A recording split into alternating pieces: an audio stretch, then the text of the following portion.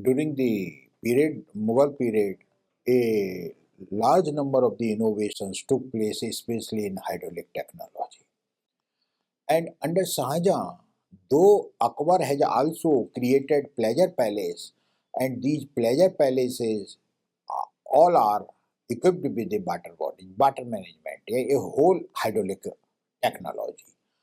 But in case slowly and gradually under Shahjahan, barter technology became an integrated part of the palaces, became a very integrated part of the palaces. In this lecture, I would like to discuss a Turkish hammam built by Shahjahan and how this hydraulic architecture have been developed and how this hydraulic architecture can be considered as a very important contribution, especially by the Mughal rulers. You know very well,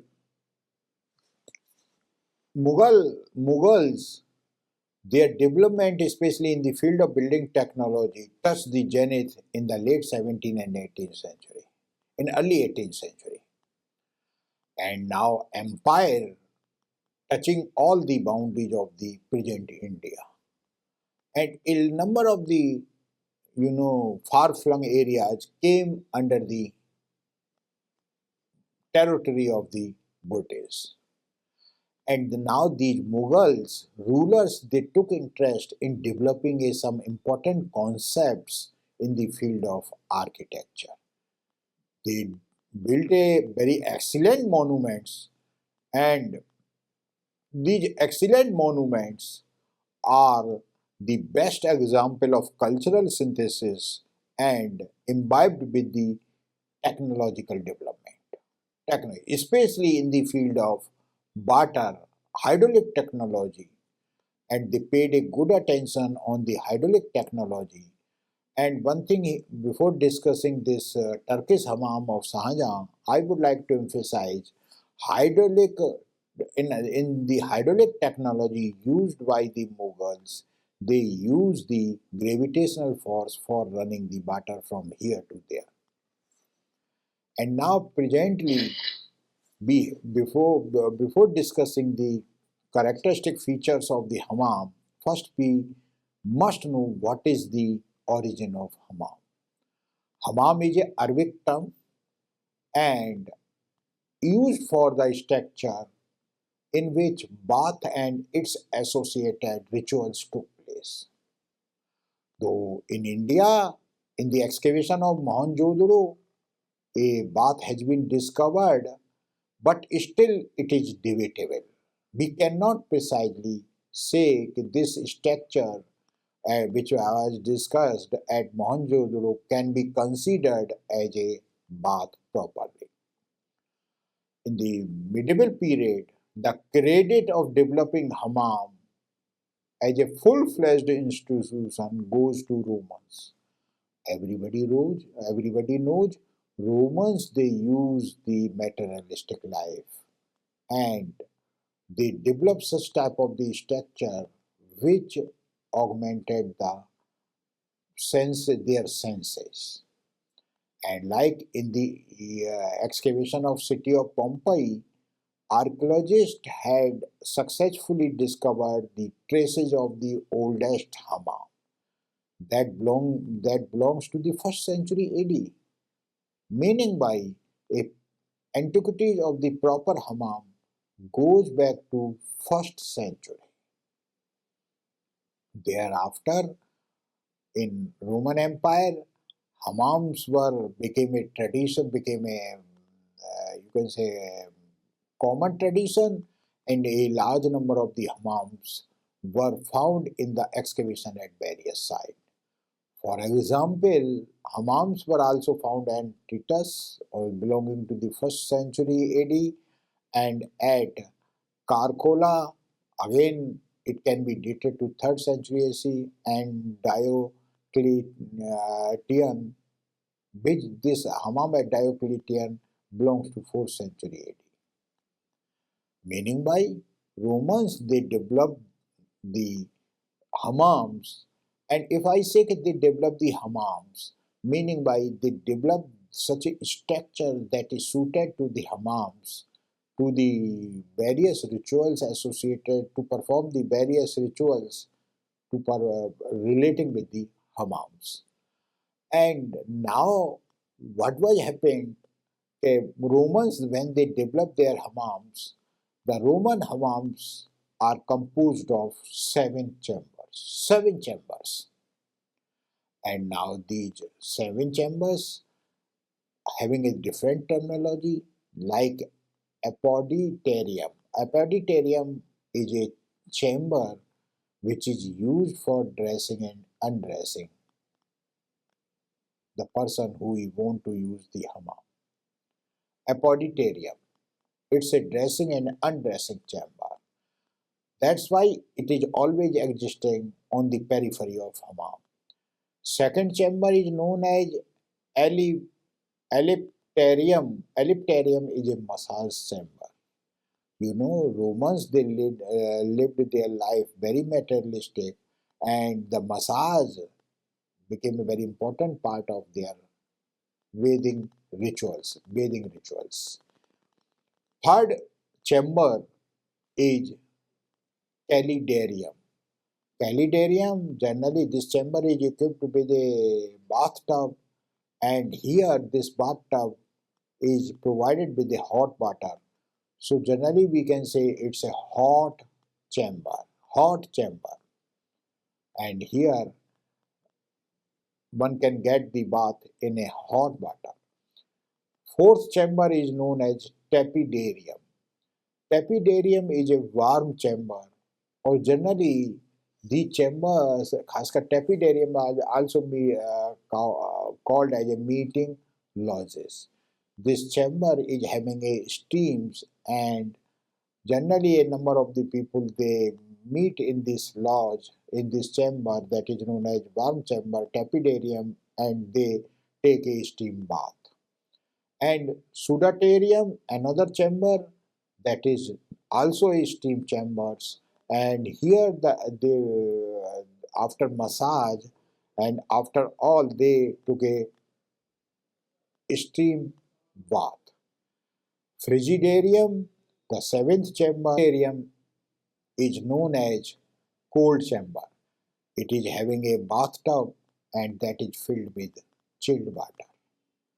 And seventh chamber is a toilet in these hammams. And now you see that all these hammams were all these chambers were designed in such a way that they provide the different facility in the process of the bath, taking bath, and they were having such type of the technology and which we found there. From Rome, in the course of time, from Rome, this institution of hammam migrated to Asia Minor. This technique of making a chamber, hot chamber, warm chamber, steam chamber, cold chamber, this technique migrated to Asia Minor. And from there, it spread to Syria and Persia. And it is very interesting.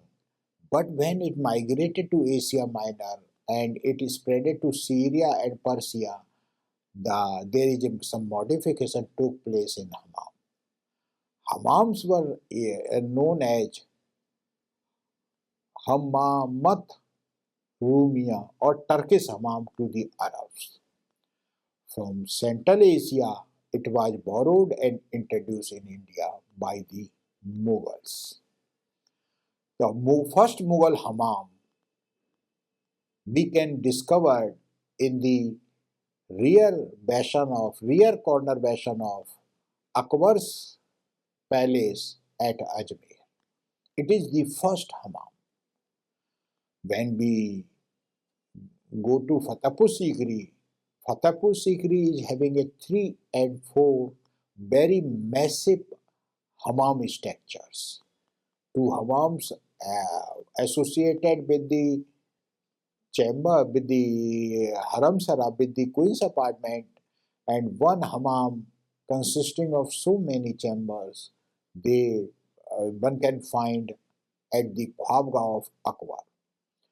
And after Akbar, Shahjahan has developed a large number of the Turkish hammam.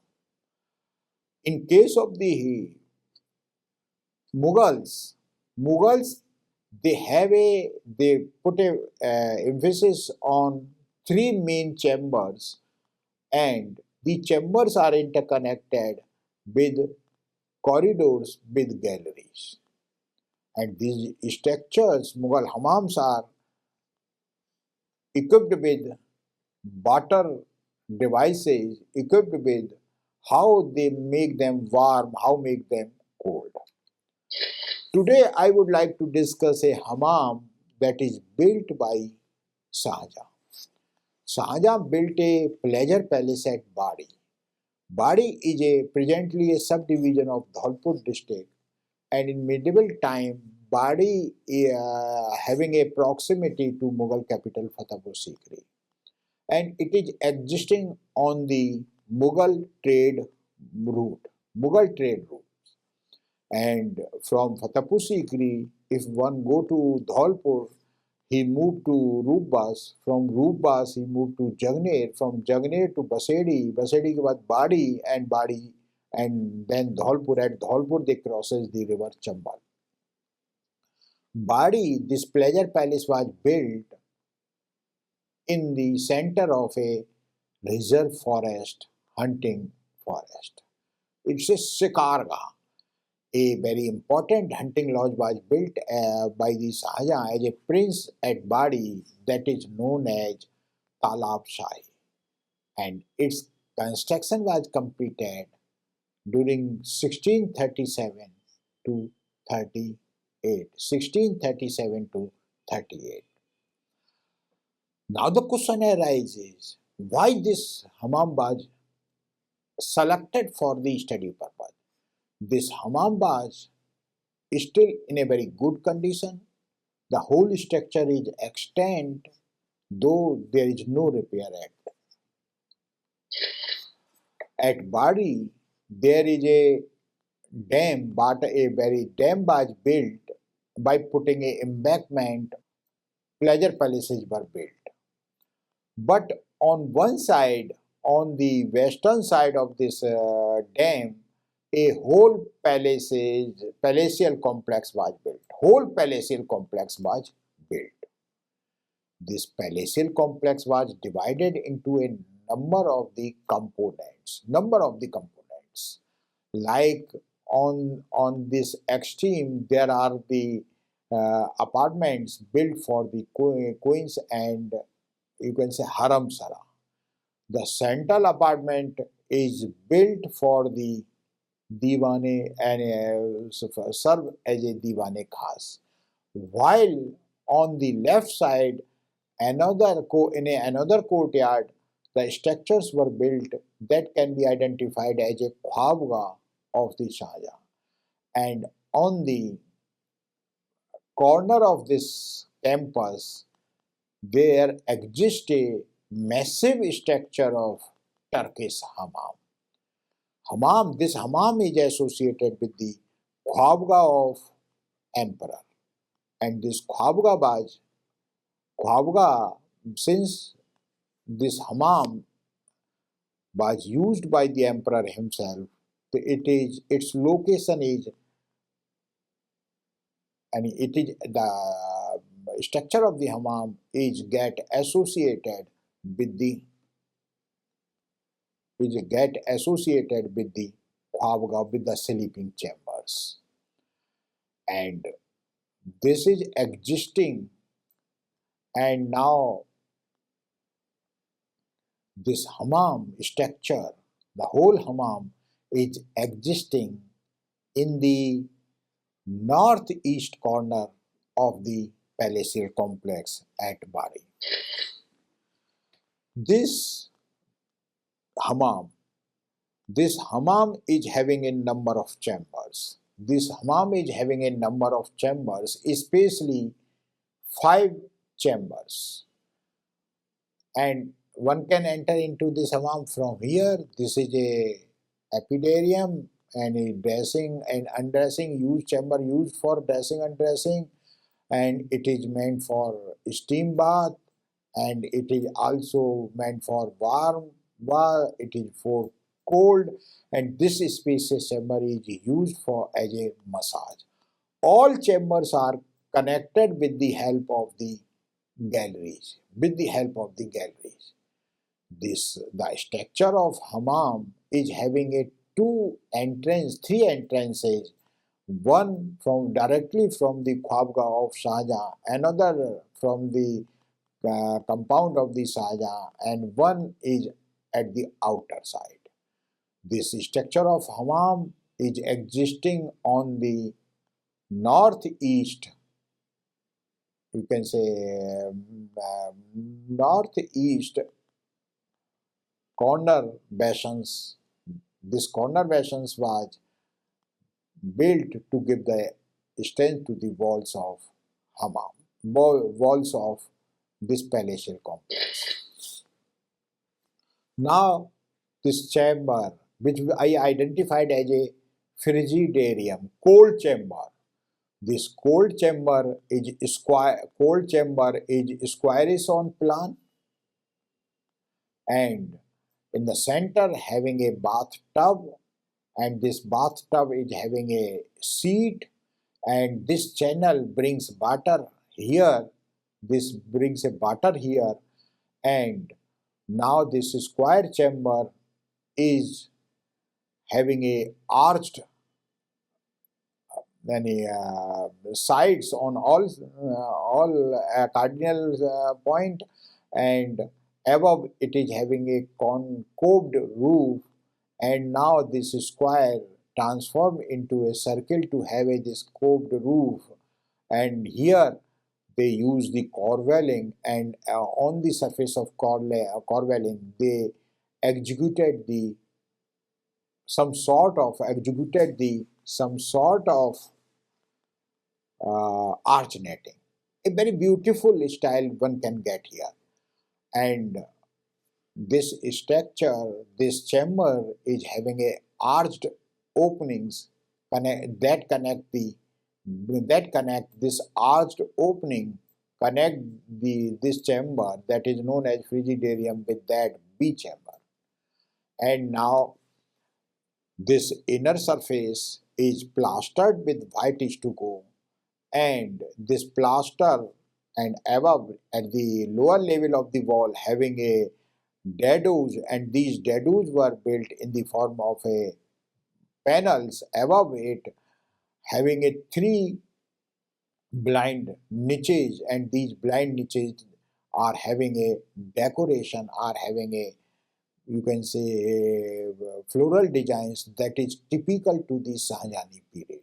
It is very beautiful so far as the decoration is concerned, and this whole system get the water from the water bodies that is existing on the eastern side, and now this structure is having a traviated opening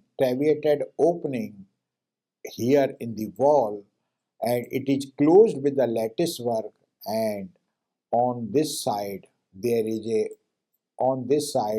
a huge dam, and from dam it attracts the chilled air, it attracts the cool bridge,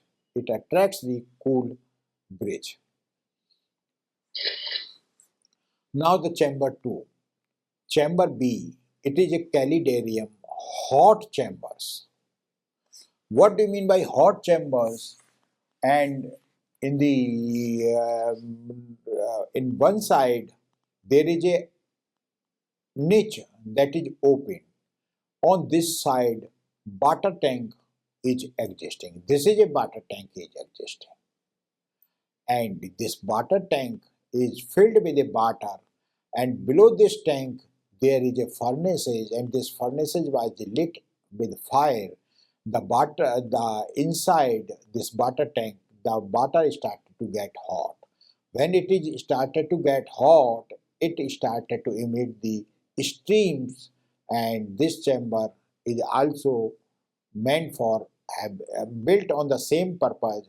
The decorative features we can get here, that is very beautiful decorations one can get here, and it is a paintings in stucco, or we can say it's a stucco carries the very beautiful flower decoration, and on all sides having a arches, and that is closed and equipped, and on the one side there is a traveated openings which was closed with the lattice, and again this opening is towards the dam side, towards the dam side, and these are the water tanks, and these water tanks are very interesting, and this is a service passage. These water tanks are having a furnaces below the main stove.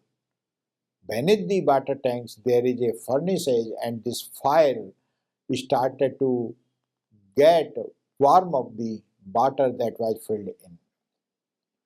And now this structure, these two chambers are connected with each other. One is meant for cold bath, another is meant for hot bath. And the water tank is situated on the one side of this chamber and provides the steam and provide the steam. Another, this is a C, epidarium. Epidarium is this chamber. This chamber, one can enter into this chamber directly from the Khwabga, and this chamber is meant for decorative, meant for dressing and undressing. Its walls are decorated typically in a Shahjahani decorative features, and dadu is all is built in a white, you can say stucco, and powder of the white cells have been used to put this plaster. Above it there is a blind niche, and in blind niche there is a very beautiful decoration, and it is flanked by two very beautiful flowers on the both sides, and above this niche there is a very big flower, and these are typically Shahjahani, meaning by when it was completed, at that time Shahjahan was the prince, and now this prince, in the capacity of prince, he started to pay the attention of such type of the decoration. And this arch, the moldings of this arch have been emphasized. Molding of this arch have been emphasized. So far as corner is concerned, at the lower side having a alcove, at the corner lower side is having a alcove, upper side is having a blind arch. This decoration, after 300 years, this decoration don't fade away. Meaning by see the quality of this decoration. And these are the paintings on stucco, and there is a similarity in these two flowers flanking the central niche, and there is one cannot get a difference of even a 0.5 mm here, no difference. And here there is no white marble, and this construction was done by Shahjahan in the capacity of a prince. Then it is very tough for Shahjahan to procure the marble. At that time, marble was not discovered at Makarana. So he used to build the inner surface with the powder of shell. Powder of shell was mixed in the stucco, and this smooth plaster was created. In this smooth plaster, they created the decoration. And this whole structure, this chamber is very interesting. This chamber is a oblong, and having a niche, having a corner alcove type of the niche, and here emperor can address or undress himself. And the result is that this chamber serves a very important part in this whole paraphernalia of hammam. Here I would like to discuss one more important point. Shahjahan as a prince started to pay attention on the butter technology. This hammam is subjected to or is equipped with a great butter technology. Great butter technology. And Shahjahan paid, and this hammam baj functioned for Shahjahan thrice or I think twice for Shahjahan. And still its condition is very important. Its condition is good. Its the structure is though started to deteriorated, but this structure provides a very important part of the Shahjahani architecture, which started to develop when Shahjahan was the prince. And now I think this hammam and its wall decoration can be considered as a innovations, can be considered as a experiment by the Prince Shahjahan, which later on culminated in Taj Mahal or in other buildings. This hammam is very beautiful, and its inner surface is so plastered with glaze. Glaze plaster was put there and having a very important decoration there. And this decoration here, cypress, flower decoration we come across here. Not neither a geometrical decoration, we cannot get any arabesque here. Here we get a only flower decoration.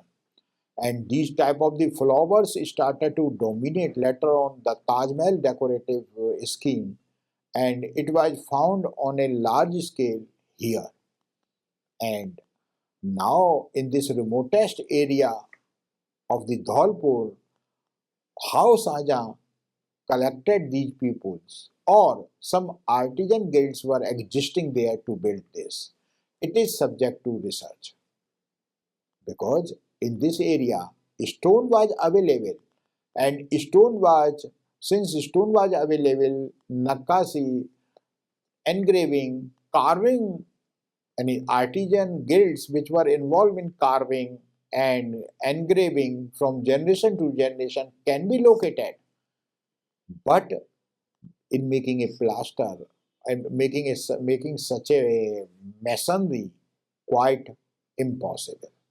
We cannot get such type of the artisans. And but this structure in itself a single structure in this region, and rest of the palatial complex, all other components he built in a red sandstone. This is the only structure of the hammam where he did a very important innovations in the form of a glazed plaster and such a decoration. Arches, moldings of the arches have been dominated, and now these are not a single moldings have been dominated. Arches are embellished with 4 or 5 moldings. Dado was built oblong. In the center there is a plain area, and it is surrounded by the borders. Everything here is kept without having any decoration, and such type of the decoration as a prince Shahjahan started to experimented in this hammam, and it continued later on and developed, meaning by Shahjahan as a prince started to have a taste, and he developed his taste for such type of the things. I would stop lecture here and I will continue in the next lecture. Thank you very much.